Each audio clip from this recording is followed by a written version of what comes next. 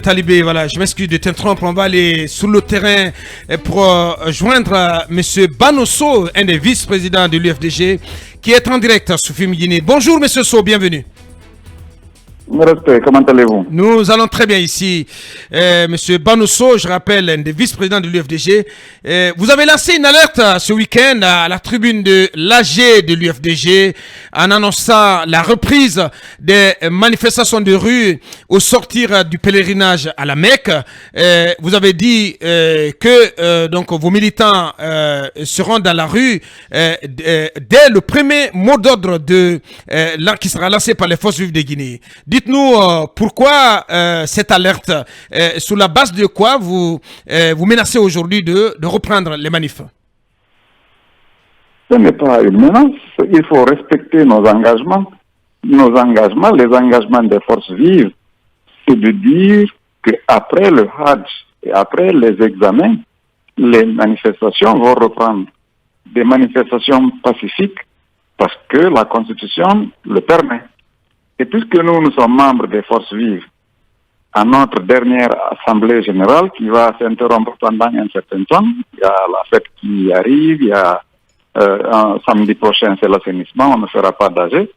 Il faut donc informer, rappeler notre engagement aux militants que lorsque les forces vives vont donner un mot d'ordre, eh bien, nous sommes disposés à organiser des manifestations pacifiques. Ouais. Ben on sait très bien, Monsieur So, mais on sait très bien aujourd'hui que les manifestations de rue, dans un premier temps, elles ont été reprimées avec le bilan qu'on sait. Et dernièrement, vous n'avez même pas la possibilité de pouvoir les tenir avec la réquisition de l'armée qui occupe donc tous les points stratégiques de Conakry. Lorsque les forces vives de Guinée appellent à ces manifestations, quel va être le modus operandi? Est-ce que la stratégie désormais c'est d'organiser des rassemblements dans les QG, ou bien vous allez, vaille que vaille, vous battre pour que l'État, le régime en place, le régime militaire vous laisse battre le pavé, donc occuper les rues de Conakry?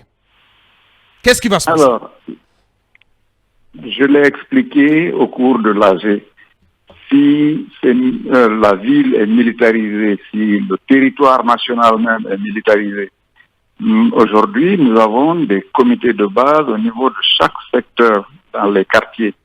Et bien, ce sera au niveau de ces comités de base que nous allons organiser des sit-ins en espérant que l'armée ne sera pas déployée sur l'étendue du territoire.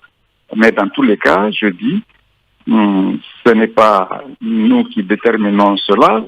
Nous attendons le mot d'ordre des forces vives. C'était assez clair, ce qu'on a dit à l'AG. Et nous le maintenons. Bien. Bassikou. Bano, est-ce qu'il ne faut pas s'inscrire dans la logique de relancer le dialogue, de poursuivre tous les efforts liés à la reprise du dialogue avec le gouvernement, que de brandir le chiffon rouge des manifestations, parce qu'on sait très bien que ces manifestations seront étouffées dans l'offre, et on connaît très bien aussi à quel résultat tout cela va aboutir. Alors, ce n'est pas relancer notre demande d'aller à un dialogue. Nous sommes demandeurs de ce dialogue et de tout temps. Et si jusqu'à présent on n'est pas satisfait, c'est ce qui amène justement les manifestations. Et donc, il ne faut pas qu'on dise, qu'on relance, on n'a pas changé de cap. On est toujours demandeurs de ce dialogue. Mais si on n'a pas le dialogue, la Constitution permet qu'on fasse des manifestations pour s'exprimer. Une fois de plus, nous répondrons au mot d'ordre des forces vives. On écoute les forces vives. Le Premier ministre, chef du gouvernement qui dirige ce dialogue, il peut encore continuer à faire des efforts auprès du CNRD pour que un cadre idéal soit trouvé pour discuter de vos préoccupations. Il n'y a pas de cadre idéal, mais nous sommes toujours disposés pour le dialogue. Nous avons exprimé déjà les conditions dans lesquelles nous allons à un dialogue. Il n'y a aucun changement, nous restons sur nos positions.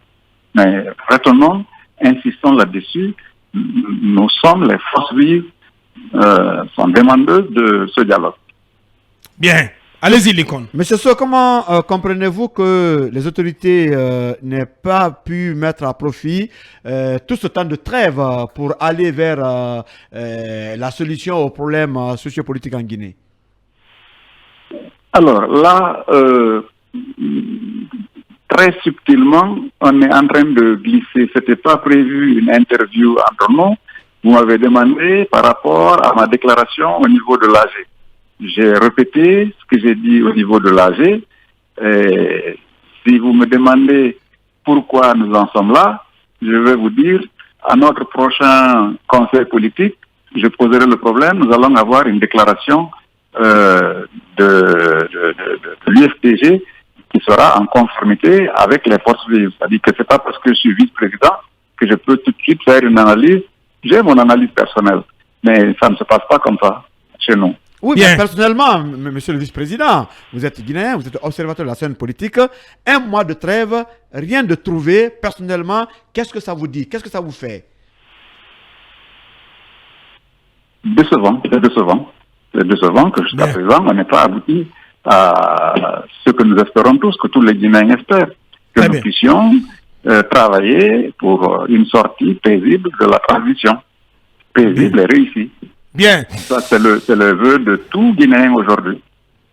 Monsieur Bano So, un des vice-présidents de l'UFDG, était à notre compagnie ce matin. Il ne reste plus qu'à vous dire merci, monsieur So. Merci d'avoir pris la parole chez nous ce matin. C'est moi qui vous remercie très sincèrement. Bien. Bonne continuation chez vous.